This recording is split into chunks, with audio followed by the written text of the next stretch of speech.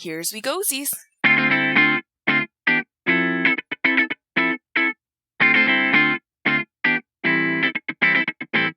Hello, everybody, and welcome back to the Tea with Crema. My name is Chris, and I'll be one of your hosts today, and I'm joined by my best friend, Emma. Hello, everyone. Today, we have a fun episode that talks about one of my favorite shows and one that I got Emma to watch from start to finish pretty recently. It's called The 100. Woohoo! 100! If you've watched it before, you'll be able to follow along. If not, we'll go through a quick recap at the beginning. And then if you're interested, don't listen to the rest because it's just going to be spoilers. But we'll let you know when that happens. Before we get started, though, we want to check in and see what are you drinking today. So, Emma, what you got going on? You know, there's just a lot going on. I'm still in the process of moving. We just moved my mom into her new place. And then we couldn't find our hot water heater, cord for the longest time. We had the thing, but no cord. So then we just recently found the cord and I was like, oh, I'm going to make myself some tea. And then I look inside and it's empty. So I'm drinking water and also eating a PB&J. What are you drinking today, Chris? Well, today I have a tea from that Colorado shop that we went to. It's called Spring in Paris. And it's a black tea with strawberries and spicy pink peppercorn.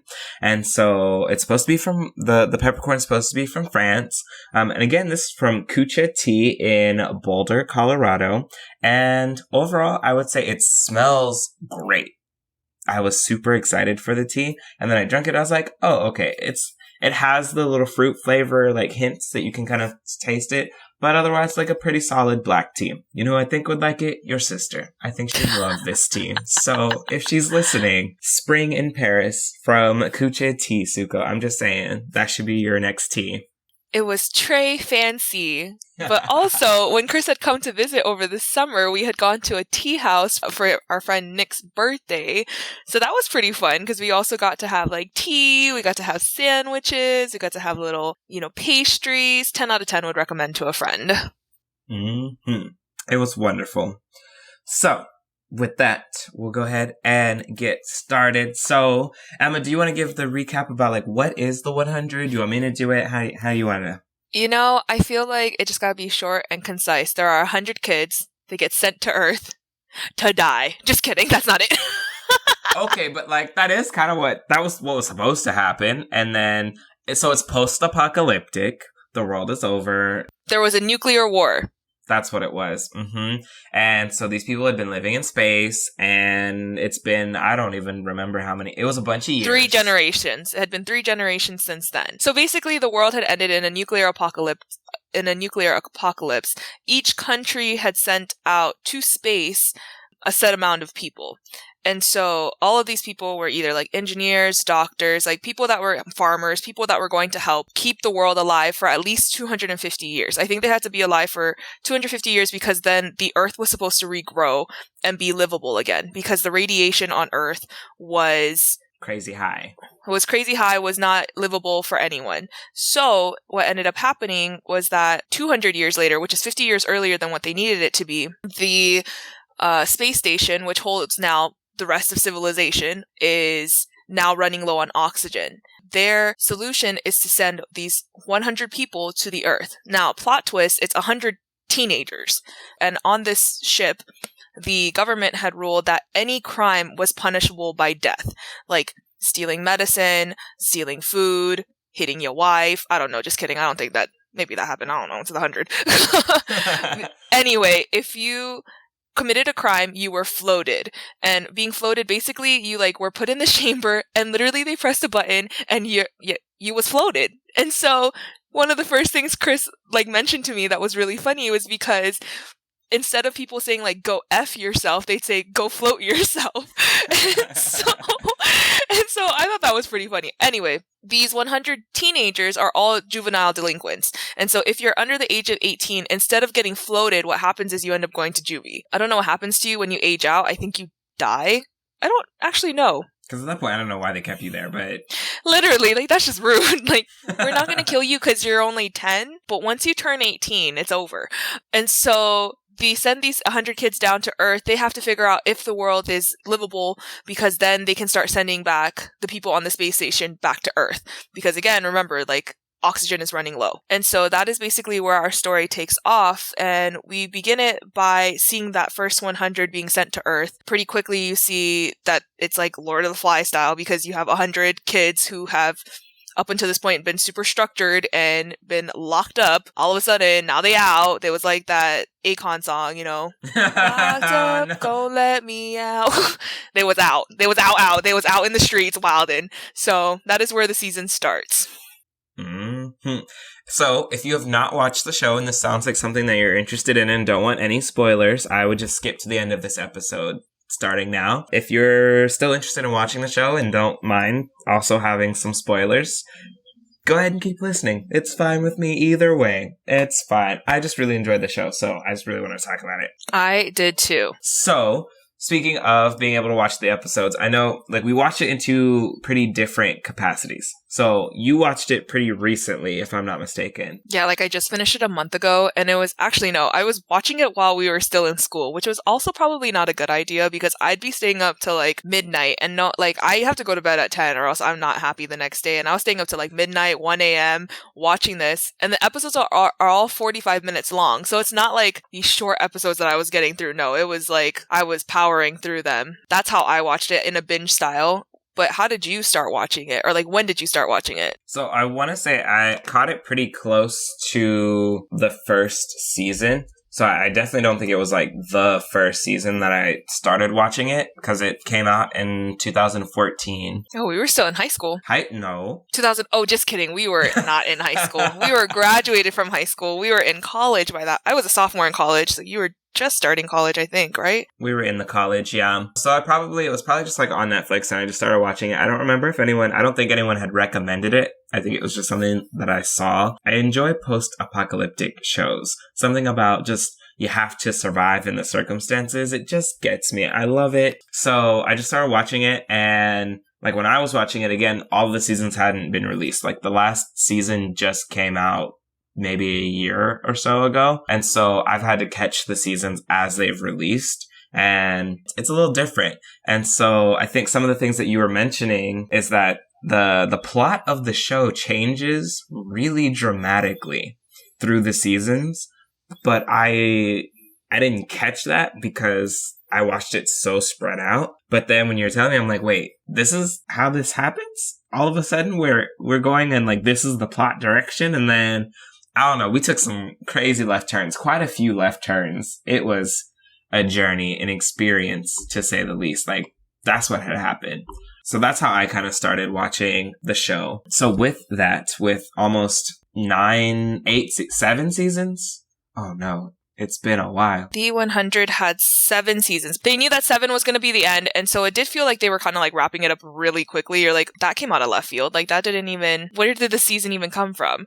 So season 7 was the last season, but what's happening is that they are going to release, I don't know if you knew about this, that they're going to release a prequel series, or they're in talks about it. And so in the last season, I don't know if you remember that like flashback episode. Mm-hmm. Like the in-between. Yeah, that's the premise. Ooh. So I think they call it a backdoor pilot, which is basically when they like introduce the spinoff into the actual series, and then you end up running the series. I'm also someone who like intensively Googles, and I love like looking at BuzzFeed and Reddit. So when I finish watching a show, a movie, a book, anything, I like seeing what other people are talking about. So, So you got into it. Just some side notes, but yeah, I mean, 7 seasons is a lot of seasons, and with that, there were a lot of characters that we met throughout the entire series, like some that we just loved, and then some we just hated and needed them gone. So who was your favorite character? Okay, so at the very beginning, it was Lincoln. Like,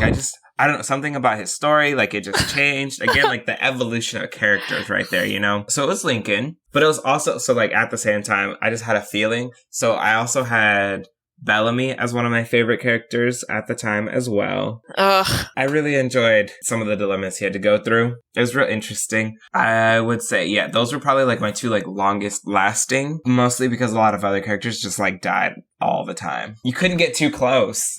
Exactly. It reminds me of Grey's Anatomy. Like, you just can't get too close to anyone. So if you love anyone, they will probably die. That's my opinion. Mm-hmm. And that's exactly what had happened. There was Shaw in like the later seasons. Season 5 to 6, yes. Prime example of a character that I was like, oh man, like this could be like one of my favorite characters. And then boom. I was like, what did this happen? And it was, and I knew I should have gotten emotionally invested, and I did. And then he died, and then that's exactly what happened. And then I also really liked the initial commander from the series. I cannot remember why her name is escaping me. Lexa? Yeah, Lexa. Oh. She was one of my favorite characters. Yes. She was a good one. Another death that just caught me out of left field. I was like, man. My favorite character in the beginning was Raven, who just became insufferable towards the end.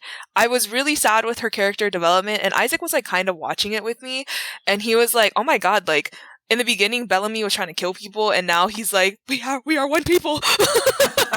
Like, it was so interesting. I also really loved Octavia, and I think I connected with her because, like, little sister, poor girl. Some background on Octavia. In the spaceship, you had a one-child policy. If you had more than one child, you would end up being floated because there was not enough resources to go around for you to have multiple children. What ended up happening was that Bellamy's mom, and we don't actually know about Bellamy's parentage. All we know is that his mom kind of raised him. Also that his mom was, like, low-key. She was doing things to, further her family name, which, to each their own. She ends up pregnant with the second baby, and this baby ends up living under the ground. And so poor Octavia Blake was just this girl from underground. Until 16 years old, they figured out that there was another girl and another child, and so their mom ends up getting floated. She ends up going to juvie, which she, like, did not deserve, she didn't ask to be born. She was literally just born and had to live under the floor until she was 16. Yeah, and I think Bellamy was sent to a little juvenile camp as well. Yeah, it was like a whole thing. Like, it was just what? No, you know what happened was that Bellamy was actually demoted. He was coming up as an officer in the guard, and then all of a sudden he got demoted to, like, a janitor position. And so it was just really sad. And so when Octavia comes out to the outside world, like, ooh, girl, she was out in the streets. She was out in these streets, really trying to live her best life. Octavia kind of reminds me of those women who marry into different cultures and just, like, take on that culture just with all of their being. I have a lot of white aunties who just, like, took on the Tongan culture, and now they speak fluent Tongan. They raise their children in the Tongan culture, and that's exactly what Octavia reminds me of your white auntie that just takes on the culture. Yeah, I mean, she didn't really have her own culture. When you think of, like, she wasn't connected to the space station. She lived under the floor, and she didn't have friends. So, yeah. Which, like, makes sense then why her loyalties were always never with the 100. Because, like, I'm not gonna have loyalty. Y'all get me under the ground. So, like, when, in that one season, when she became Blood Reina, and she was like, nah, like, everyone's coming, and they're like, what about us? And she was like, yeah, what about y'all? Y'all floated my mom. Y'all made me live under the ground. Y'all turned my brother into a janitor. Like, no, float yourself. I really did enjoy Octavia, but I think also my favorite was Indra. That was a character I did not think was going to make it as far as she did. I don't know why. She literally lived from season 1 through 7. Indra was I guess you would call her like a lieutenant. Second in command is what I would. Oh, yes. She was Seda.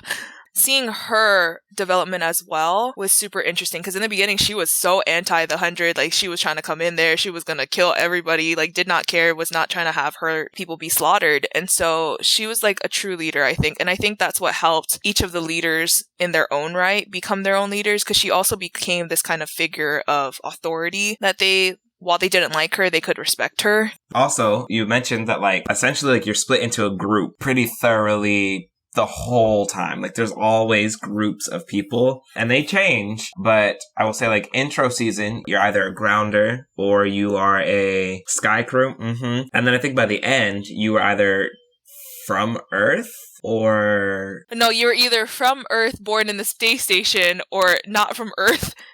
Oh yeah, born on like the other planet. So there were so many groups of people, and it was like, you're like, who could they possibly be battling now? And then all of a sudden they throw in these like other prisoners, and you're like, where did these people come from? So I guess starting from like season 1, you have the grounders, the non-grounders. You have all the different crews then as well.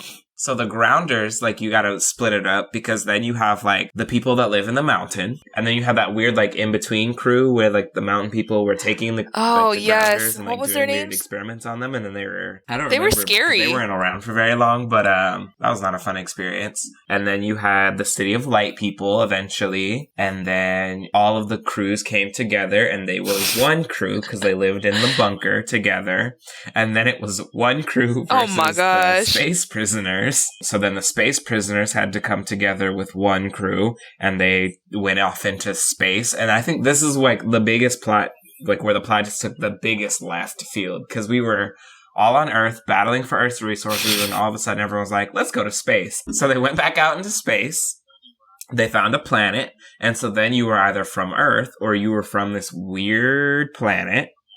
Then everyone from that planet, and then the prisoners and the grounders and everyone came together, and you were either one of those. Their hard drives were getting uploaded. You know, it was a whole, I think, like, if the disciples, was it? No, not the disciples. No, because then we went to the disciples after that. Primes. It was the primes. Oh my gosh. When I tell you that this entire series was a ride. Chris and I were researching it beforehand because it's based on a book. And we're like, wow, like, did they follow the source material? Because this is really interesting. No, they did not. The first 5 seasons are supposed to be the end of book 1. And there's 3 books. There's only 7 seasons. And 6 and 7 had nothing to do with the books. Yeah. So if you read the books, I would like to hear your opinions on that as well. The show itself is fantastic. But who was your favorite group of people? I think it will always be the grounders. So like all of the different crews, because I don't know, they were just super diverse, they were adaptable, they were flexible, a little rigid sometimes, I'm not gonna lie. Like, there were definitely some moments where I'm like, did we have to go to war? You know, we could have been a little nicer, but it's fine. And that's probably like the group that sticks around the longest outside of like the original space people. Mm-mm.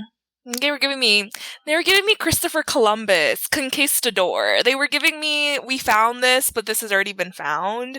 I had so many issues with that. Like, the entire time I was watching it, I was like, can y'all just mind your business? Like, go somewhere else. Stop trying to, like, the entitlement that came with the Sky Crew or the people that came from space was just so overwhelmingly frustrating to me. And then the fact that they were always trying to, like, first they came in with violence. So when the grounders kicked their butts, we're like, oh wait, hold on, let's do peace. Like, all of a sudden, you know, like, why couldn't we have started with peace? Yeah, so like, out of the grounders, I agree, the grounders are definitely my favorite too. Do you have like a favorite grounder group? Like Tree Crew, Sangeda Crew? I just know I really did not like Asgeda.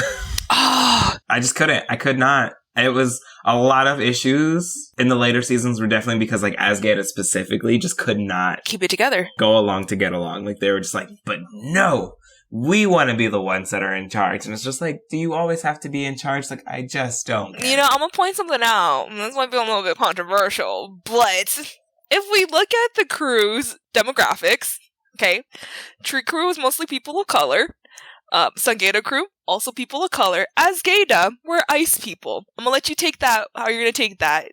I would say they're probably of Scandinavian descent. I'm gonna just leave it there. Mind you, they couldn't have been true Scandinavian descent, because this is all like in East Coast US. Yeah. So they might have been like real Canadian. They were either really Canadian, really, I don't know. You know, it's like the fact that they really wanted to be in charge always just kind of rubbed me the wrong way. But you know, that is what it is. I did really like Rowan though, who was the leader of Asgeda, and I was so sad when he died because I was like, what? Why was that necessary? It was unnecessary for him to die. I mean, it was necessary. It was a necessary evil. It had to happen. But I do agree. I really did like Tree Crew. They were probably the grounder group that we knew the most because they were the first encounter with the 100. Whoop they butts. and then all of a sudden started fighting with them because they had a whole Romeo and Juliet situation with Miss Octavia Blake and Lincoln, who kind of brought the two together, which then kind of trickled down to the rest of the crews having to then accept the Sky People because now Tree Crew had kind of accepted them. And for the duration of the show, Tree Crew was like running the show of all the crews because they had recently been united and Tree Crew was running the show for everyone. And then, Octavia did become Tree Crew. Like she was Tree Crew. She was not Sky People anymore. She said, y'all kept me under the ground. She was one of the first ones. She learned Trigetta slang. Like, she was like, no, I am done. Like, when I say that Octavia is your auntie who just comes in and embraces the culture, that is her. That was Octavia. She had the tattoos. She had the language. Like, they also didn't speak English, most of these grounder groups. Only the warriors did. The rest of them spoke this type of Creole, which we later find out was this woman's made-up language that just kind of adapted. And when you're listening to it, it kind of like, oh, there's like English elements. There's like French and Spanish. Like there was a lot. Like this girl, like truly, I think you find out that she was actually pretty smart and like linguistically knew a lot of languages, talented. Yeah. And so she just like threw a bunch of languages together, and like so everyone knew Trigetta slang, and then some people knew English. Yeah. Conveniently. Because, it wouldn't have been a show without somebody at least knowing English, I guess. They had phrases in Trigetta slang, but like to have made that whole show and that you would have had to reinvent a whole language. I'd imagine that's a little costly. You can't just be out here just inventing language. Not for the CW. The CW they don't have the budget for that. Who were, I guess the top 5 character deaths? I would say like your favorite deaths. I guess you could say like the deaths that like really just like the most heartbreaking ones that just really got you. So many people died. Like even Chris was like, "Did 5 people die?" I was like, "There was like one episode where literally 200 people died." So there was another one where 1,000 people died. So yes, lots of people were dying. I think one of the saddest deaths to me was Lincoln. That was one of those deaths that I really thought that they were such OTP, that they were going to be together forever, him and Octavia Blank. So Lincoln was the healer for the Tree Crew and ends up kind of saving Octavia because Tree Crew is trying to kidnap her, saves her, brings her back to life. He ends up getting captured by the Space Kids and being tortured almost to death. And then Octavia, in response for him saving her life, saves his life. They end up falling in love. And it was really heartbreaking because right before that, Octavia was trying to get him to leave. And was like, we gotta go. And he was like, we're gonna stay here and we're gonna stay united. And then he dies. Which then trickles down and, makes Octavia this bloodthirsty leader later on because of the fact that they had killed Lincoln. Side note, I think also just a lot of these traumatic events that happen in the show probably could have been avoided had we had like a handful of therapists around. Literally, I think they needed the Space Crew needed not just doctors, but like psychiatrists. We needed lots of doctors, like just really good listeners around because there was just a lot of things going on. And there were I think the problem was that there were a lot of echo chambers. A lot of people that agreed with people instead of pushing back, because once you push back, you got floated. Yeah. So, and then when they came to ground, you just got killed. Like, you didn't get floated, you just died. I think a death that hit me, like, even harder than that one, like, I cried quite a few deaths. But I think when the man who was in the spaceship and he died of old age, that's the one. Monty and Harper. It's one of the only times people in the show have died of old age. I think it might have been the only time. The only time. And it was because they were going out into space and they were in charge of like making sure that, spaceship doesn't crash and burn and die. So they decided they stayed behind together as a couple. They had a kid who was then put into the cryo sleep with the rest of the 100. Yeah, and then they died of old age. And that one was really sad too, because in the transition between season 5 to 6, we now see the prisoners and the OG, whoever's left from Earth at this point, are now escaping Earth because they have basically destroyed the only livable part of Earth and it's now irradiated. They can't go back. They end up living in space and they're supposed to be in cryo sleep until Earth is livable again. And I think they had said it was going to be like 25 years. And what Monty and his wife, at that point, Harper, had done was that they were also supposed to be cryo sleeping, but they stayed awake because Monty had like an off feeling about it. he was like, I don't think it's going to take 25 years. And so he spends the rest of his life trying to find an inhabitable place for them to land. Which then, by the time he dies, he doesn't even get to see the new place. He just sets the course for them to arrive there. And so I think at that point, it's been another 200 years. It's been a while. Because they wake up and they're like, that was a fast 25 years. And their son is the one who wakes them up because he was the first one to wake from cryosleep. He's like, it's actually been 200 years. And like, who are you? Yeah, that was a hard death for sure. And they ended up in space. So they didn't even come back to Earth. They ended up in some random space place that I guess had been explored at an earlier point in the show as an effort to try to find a habitable location. And it didn't work out for, I don't know. But they found a place. And that's the point. They found a place. And then what did they do? They started a war.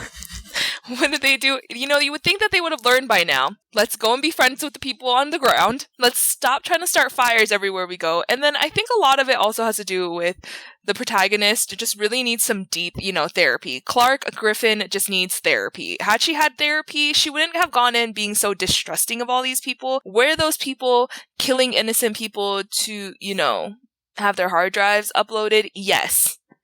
But Clark, can you just... mind your business, okay? Just mind your business. Like, nobody was going to come and attack you. They weren't going to come... I mean, they might have because, you had Nightblood. But other than that, it was just a whole thing. Like, they just could not get it together anywhere they went. Out of all the character deaths, who was your, like, yes, they died? I'm trying to think, because there were some people I was like, bro, why have you not died yet? I think Felonious Jaha, I was like, are you still around? Like, somehow they let him, like, keep sliding through. I don't know how. Oh boy had gone through the desert. He had seen God and come back. Like, he then tried to, like, take over everything. Like, it was... No, this man, he lived for far too long than I thought. I was just like, y'all really let this man live for as long as you did. Like, that was... Okay. Why? I just don't understand how. Okay, mine, and this might be, I don't know if this is controversial or not, but Pike. And again, because my favorite character was Lincoln, and Pike killed Lincoln, the way he died too was just like, Octavia, girl! Like, he had just helped us. We have just survived because of Pike. And she went in there and stabbed him. When I say his body was on the ground, which is also an indicator if someone has really died or not died in the 100, I don't believe they are dead until I see a dead body. But also I was like, he was a little bit of a dictator, so... He was a lot of it. He seemed like he had some unmet needs growing up. The thing that I think drove me nuts about Pike was because they had just had peace. Grounders and us had just had peace. I don't know why I'm saying us, like I'm from Sky.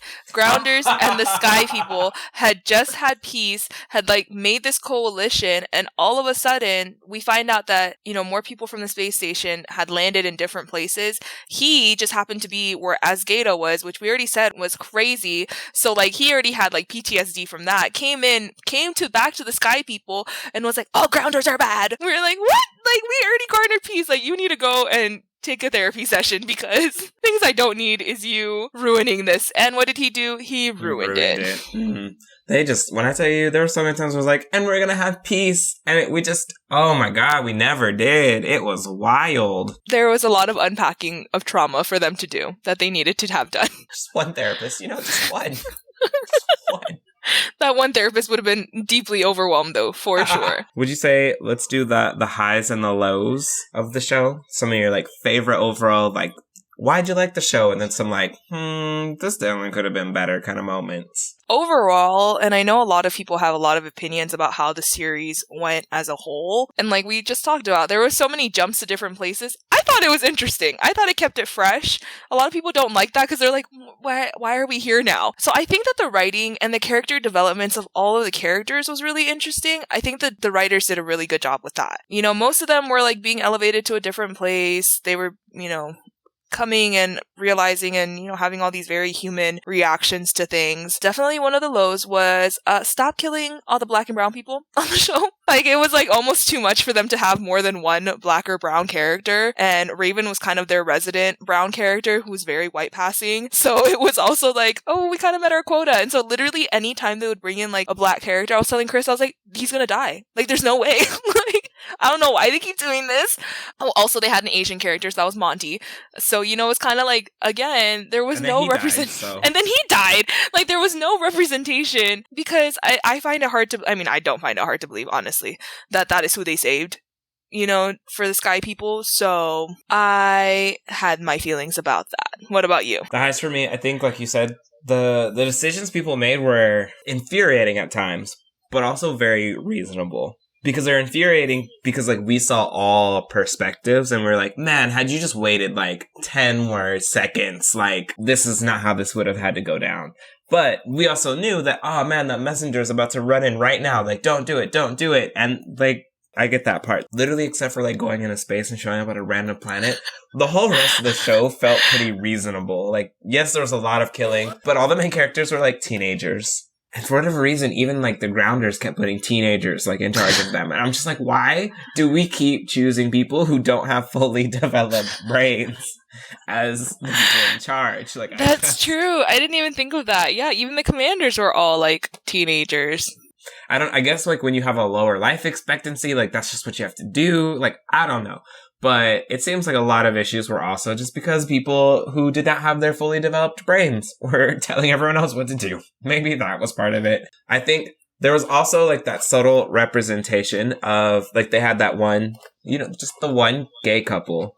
But, like, they were so, like, they had so many points in the story outside of that part of their existence that I was like, yeah, that's how you do it. Like, yes, that just happens to be, like, a side note, like any other romantic part of the show. One of them was assistant doctor, and then the other one was, like, a warrior. And so, like, they were always in the plots. They were always doing something, always a part of helping the story. Mm-hmm. And it wasn't like, oh, man, what gay things are you going to do today after work? Like, it was... You're gay, I'm gay, let's get together and do gay things. Like, it was never that. It was just, like, these two people who just happened to be in love, and just like how you introduce heterosexual couples, right? It's not like, okay, I'm straight, you're straight, let's get together, let's do the thing, And so I do appreciate that part, too, that it was just, like, it was one part of their identity, and it wasn't the main part. Yeah, the lows, again, the last 2 seasons took a lot of, like, artistic liberties. Because, bro, I was like, why are we in space? Like, and I guess, again, it hit me a little later. It took until, like, almost the season finale where I was like, wait, we were on Earth for a really long time, and now we're out here fighting space wars. Like, I am not super sure how we got here. That's probably one of the only things that I was like, no, I don't really like that part of the show. Because, yes, if you wanted all the problems to be solved, then you wouldn't have a show at all. There'd be no drama, like, nothing would happen. So... as someone who's like, oh, I just want a peaceful show, like, that's a boring show. Like, mm-hmm. Go and watch Gilmore Girls. Just kidding. Drama all day, every day. Okay, so, we do our 1 to 5 rating, our little Yelp review. What would be your final 1 to 5 rating, and then a little bleh as to why? A final 1 to 5 rating. I would give it, again, like, I want to rate it low just due to representation, but overall, like, shows and just seeing, like, the types of shows that are on TV anyway, I think I would give it a solid 4. There were things that could definitely improve, but it was not a bad show overall. There were definitely themes in there. We see, colonization. There's just humanity. Like, humanity as a whole. What is humanity? Do you lose your humanity? Like, how do you lose your humanity? Just, like, a lot of existential crises happen a lot as well. There are a lot of one versus many sacrifice moments. Like, one person you really care for versus, like, everyone else. Literally, everyone else. Every episode felt like a trolley problem episode. Do I kill the one person I love to save the 200 people who are going to blah, blah, blah? A lot of times it was just the one person they loved. And that is what it is. Like, they have to live with that. And that was a lot of it, too.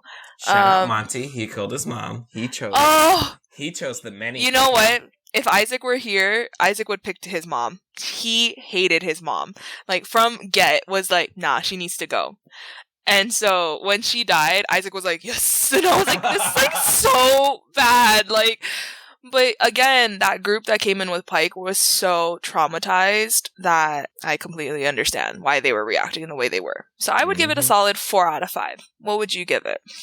5 out of 5. I Ooh. truly enjoyed the show. And I mean, even if like the characters of color didn't stay for very long, like they were still there. They made an impact. I was like, they had often like significant roles in the show. So, I mean, again, Pike drove part of the show for a while. Jaha, Indra, their presence was there. They were making moves and differences. Yes, do I feel like Shaw died randomly and out of nowhere and for no reason? Yes, I do feel that way.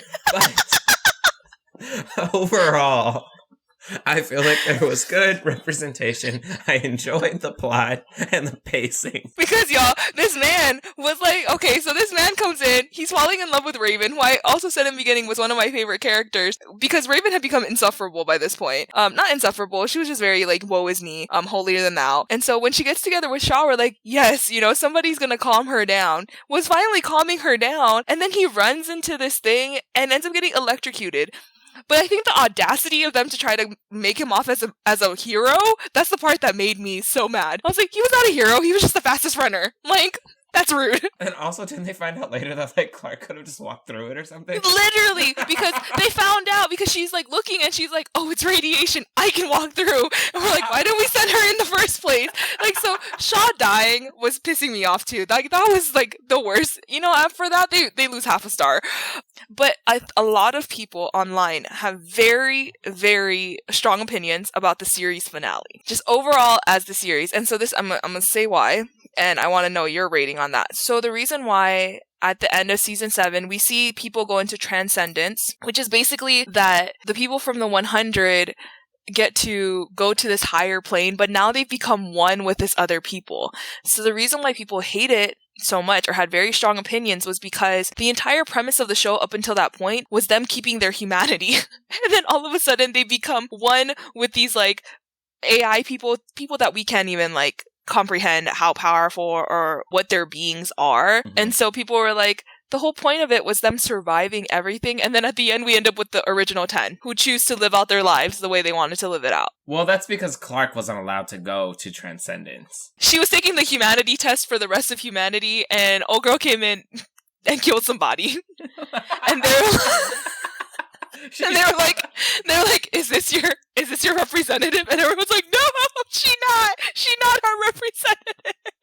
And she was in there, she was hot. She was like, she killed this man.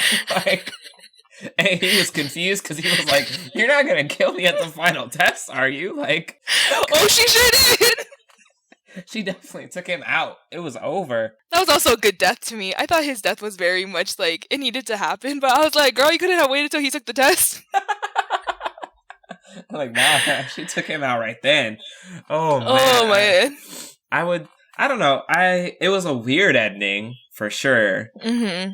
Again, because I don't know where the Transcendent people came from. Like, it was... I don't know where it would have ended, though, had it not ended that way. Because to say they would come back to Earth, are they just going to repeat everything they've already done, is my big thing. Mm-hmm. And, like, what would have been different about this peaceful resolution that wouldn't have ended in war, as opposed to, like, any other time that they ended in peace and then there was war 10 seconds later. So I think it was one of those moments where like the only way they were going to believably have a long-standing like final peace was by doing something like that dramatic. Because they'd had like instances of short peace or things like that, and then something crazy happens and then boom, now we're all fighting again. So I think for you to put like a finality on it, it had to be. There had to be like this big, like literally transcendent moment. Because we'd had peace earlier in the show and it just never worked out. Which then just makes me think, are we even capable of peace? Yes, just choose people to lead who have their brains done. Fully developed. You know what though? And some will say, and high quality therapists, they need to be in charge. Like, as much as that would make me super upset, I think the thing is though, is that you see the teenagers that are making these decisions and they are coming out so much, like there's a lot of them that just, when the adults came in, the adults ruined everything. And so I think that's my biggest part too. That wraps up our episode. We review our favorite shows. Again, watch the show. I thought it was great. Yes, it was a good show. I think I have been recommending it to everyone to watch. Maybe if you guys enjoy this, we will review other shows. If you have any other suggestions for shows we should watch, also, please send them our way. But, again, before we end the episode, as we always do, It is time for our rapid fire questions! Bum, bum, bum, bum! Here we go. All right. This is from Shazam. I think is the most famous time I've ever seen it, asked. But if you had to choose this between the superpower of invisibility or flight, which one would you choose? Flight. Same. I don't know why anyone would choose invisibility. At what point? Unless you're a creep. See, and that was the thing. So, in the movie, he was just everyone picks flight because it's a more stereotypical superhero power as opposed to invisibility. I'm just but it's just so much easier to get around if I can just fly myself there. I don't know. I was nah, I'm still choosing flight. It's not a superhero thing. I just think it's easier. Do you know how expensive flight tickets are? They're so expensive. If I could just fly myself there, would rather do that. Okay, my rapid fire question today is, how many seasons do you think you would have lived through in the 100? Would you have been a series regular, or would you have been someone who passed away? What season would you have died in, or would you have survived all of them? So is this under the assumption that we came down with the 100? Yes, you are now part of the OG 100. Oh, I probably would have died the way that one guy died, the little girl stabbed him because something that had happened on the spaceship, or because of his dad.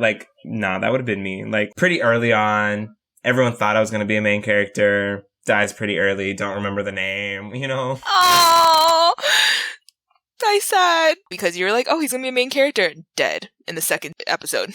That's crazy. I think I would have made it to Mount Pleasant and definitely died at Mount Pleasant. As an experiment? Yeah, I would have died as an experiment. Would have given my bone marrow. Because, I just stay wandering sometimes, and sometimes it's better to stay with the group. Especially out in these forests, there was deer with two faces. Literally, there were deer, there were arrows that were poison, there was this acid fog.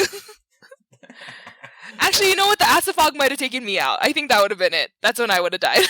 Honestly, because it just sneaks up on you. It was wild. The world had changed a lot. There were just a lot of mistrust amongst people. It was just... Nature was out to get you in a whole different way. A whole thing. Well, Emma, where can people find the podcast? You can find us on Instagram and Twitter at The Tea with Crema.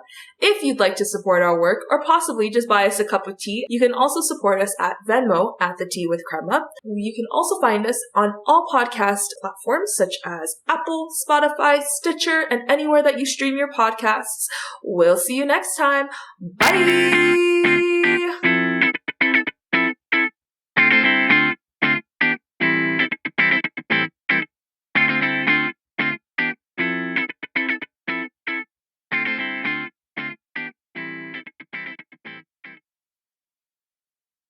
Blood needs blood!